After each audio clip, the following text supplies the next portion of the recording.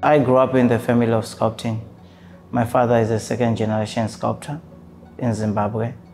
So I started seeing my father sculpting stones. So the only thing that I thought of when I was young, it was just stone because I saw it from the father's side.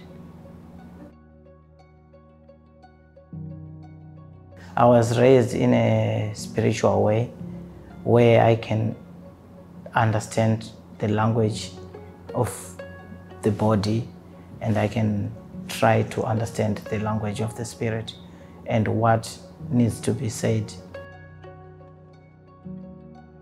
Mukuru, it's an ancient piece and an ancient name or a spiritual name for the gods of the Himba and the Herero people from Namibia, which is part of the Bantu people from Central Africa to Southern Africa. So Mukuru in English, it was translated to elder. But normally Mukuru is a god when we talk about the spirit side. We always borrow history from where we come from. So we started from when the history was made. Then it takes me a couple of years to come up with a proper concept of like making a standing figure which resembles Mukuru. When I started the sculpture, I started learning so much things from my side, which is the Zimbabwean side. I learned how can I put a narrative of my African culture into practical and into physical things. So that's where I started, by grasping knowledge of where I come from. Then I started with the stone, which means the house of stones, which is my place of birth. Then I went to England. Then I learned what the English people did to the African continent.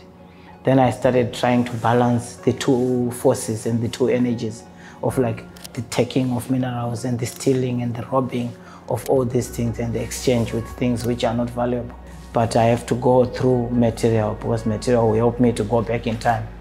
So I choose copper, which I used in the houses, cables, which I use for electric supply. Then I saw internet cables, which are also used for the communication of the contemporary world between worlds. So all these elements are found in Zimbabwe. So I think the sculpture itself, it made Zimbabwe. At first, I don't choose material. I think material chooses me. So I have to see the material on my way to life. Then I meet it. Then that material will say something to me. Then I have to understand what is it saying to me. Then I have to balance the words of the material and the words of myself. Then I come up with a concept. Then it takes me a lot of time to blend with the material. Certain objects are not meant for the purpose of what they are used for. Itself can be a sculpture with elements that resemble the things of the natural ground, which also brings back to people to know their roots.